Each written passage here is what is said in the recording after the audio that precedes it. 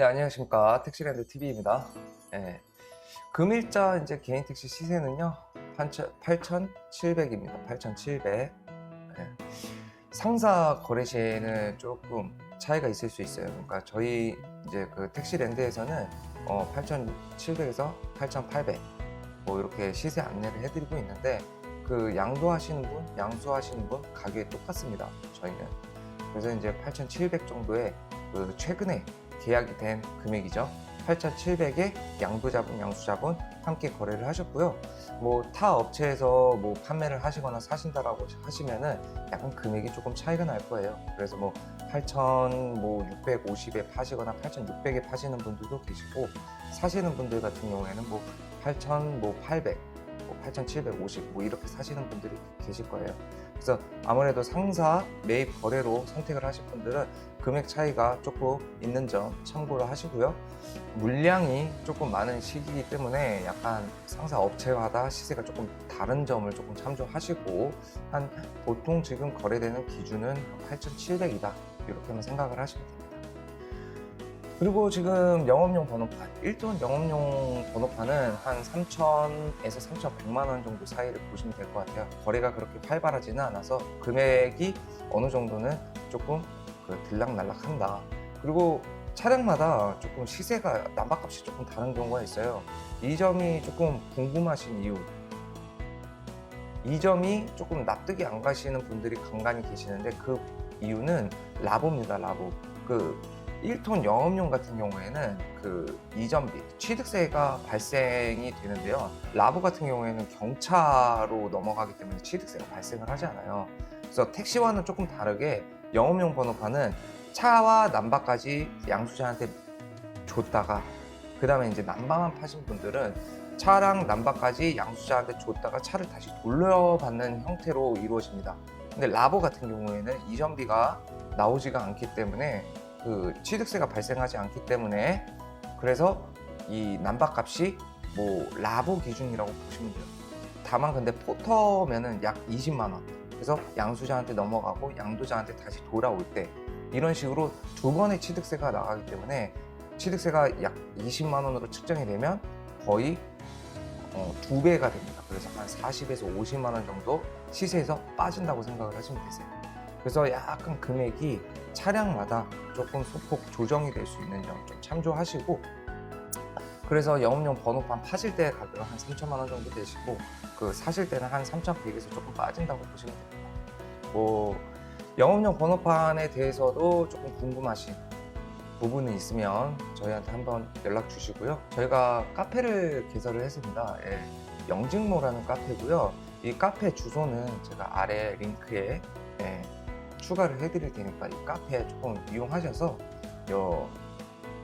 많은 게시판, 제가 지금 카페를 만든 지는 얼마 안 됐습니다. 근데 다양하게 그 정보들도 드리고, 이런 그 번호판, 그리고 또 영업을 하기 위해서 조금 좋은 정보들을 조금 드릴 테니까 저희 카페에 오셔가지고 문의글 같은 것도 많이 남기시고, 또 궁금한 거 있으시면 저희 뭐 유튜브 채널 댓글이나 아니면 저한테 직접 전화를 주셔도 되니까요. 항상 궁금한 것들은 항상 연락을 주시면 됩니다.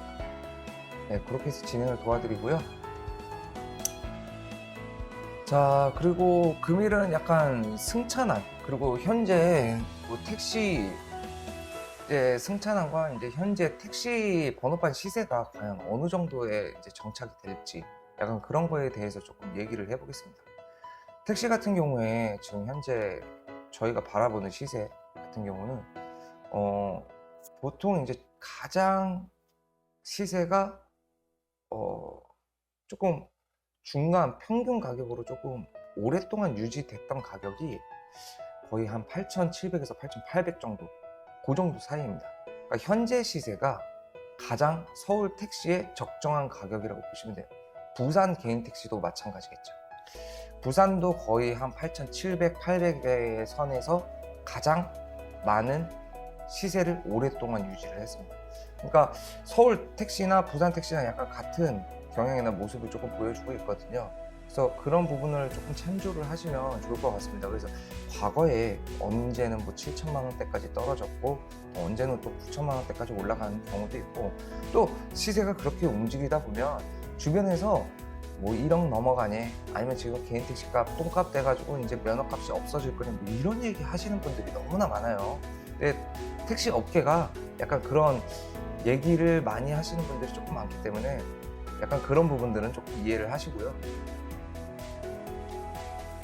지금 그래서 현재는 뭐 8,700이 제가 이제 업자 입장에서 보면 약간 시세가 조금 적정가이다 라고 조금 조심스럽게 말씀을 드려봅니다.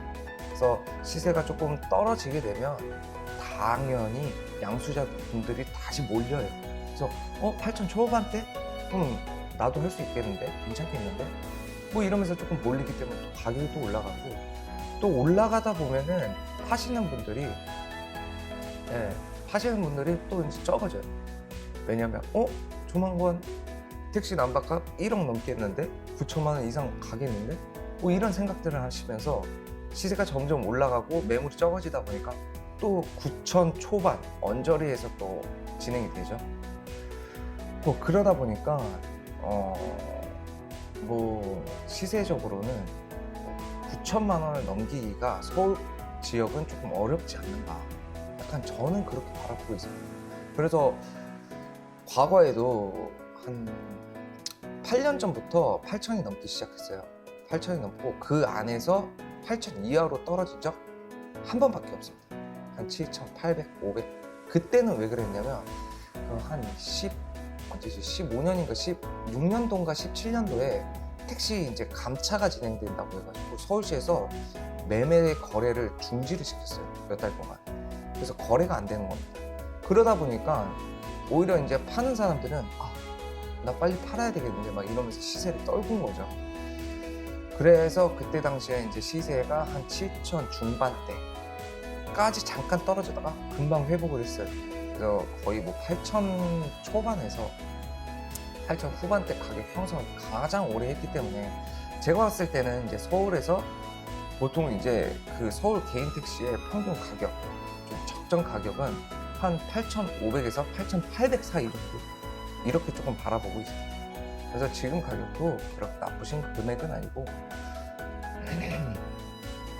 그리고 정부가 지금 바라보는 시기, 그러니까 승차난에 대한 그런 입장 같은 거를 조금 제가 유튜브로 확인을 했는데, 이거 한번 보시면서 얘기를 조금 나눠볼게요.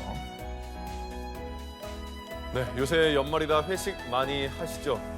심야 시간, 밤에 택시 잡기 좀 괜찮아지셨습니까? 국토교통부에 따르면요, 이달 들어서 서울의 심야 시간 택시 배차 성공률 평균 62%로 좀 높아졌다고 합니다. 네, 심야 택시 전쟁 드디어 막을 내린 걸까요? 출근길 인터뷰에서 택시업계 상황을 살펴보겠습니다. 뉴스캐스터 연결합니다. 박서희 캐스터. 네, 수요일 출근길 인터뷰는 KDI 한국개발연구원 김동영 전문연구원을 만나 얘기 나눠보겠습니다. 안녕하세요. 안녕하세요. 연말에 택시 잡기가 수월해졌습니다. 이유가 있을까요? 네, 이 승차난 해소를 위한 정부와 지자체의 전폭적인 정책이 작동을 했기 때문인데요. 심야 시간에 요금을 올리고 부재 해제한 것이 대표적입니다. 요금을 아무리 올려도 개인 택시 기사님들 나이가 많으셔서 나오지 않을 거다 이렇게 예상을 했지만, 개인 택시 기사님들 중심으로 심야 시간대 공급이 늘어나면서 아주 일부 구간을 제외하고는 승차난이 거의 해결되었다 이렇게 볼 수 있습니다. 오늘같이 눈 오는 날들은 사실은 어떻게 해도 잡기가 좀 어렵고요. 심야 택시난 해소가 된 게 좀 긍정적인 게 사실인데요.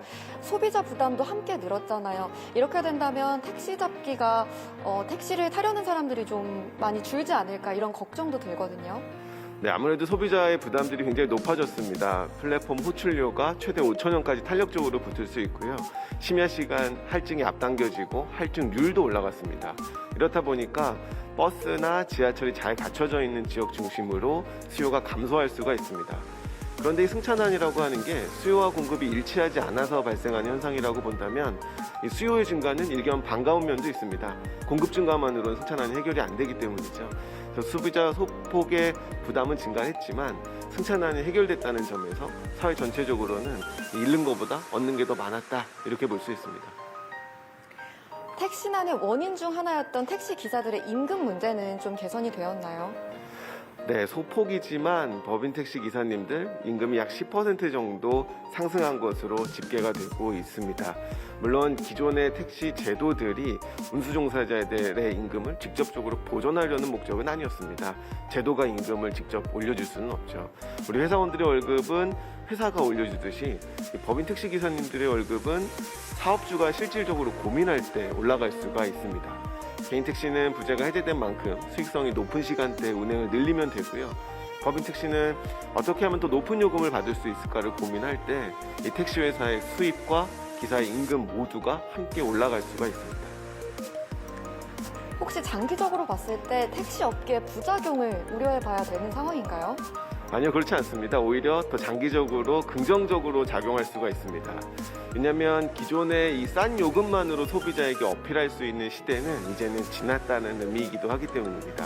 소비자가 높은 대가를 치르는 만큼 이에 호응하는 서비스로 소비자들의 공감을 얻을 필요가 있습니다. 개인 택시 같은 경우는 이 성실한 서비스로 기존의 택시 서비스를 잘 이어가면 되고요. 법인 택시 같은 경우에는 기존에 없던 서비스를 개발을 해서 더 높은 요금을 어떻게 하면 받을 수 있을까, 이런 고민들이 필요하고, 플랫폼 기업의 경우에는 중개 효율을 높여서 이 산업 확장을 고려해야 됩니다. 정부는 이러한 노력들을 제도적으로 뒷받침해줘야 되고요. 이제는 과거와 같은 방식으로는 소비자 호응을 얻을 수 없게 되었다는 점에서 이 택시 산업 장기적으로는 바람직한 방향으로 가고 있다, 이렇게 평가할 수 있습니다. 네, 오늘 좋은 말씀 감사합니다. 눈길에 안전운전 하시기 바랍니다. 지금까지 출근길 인터뷰였습니다. 네, 요새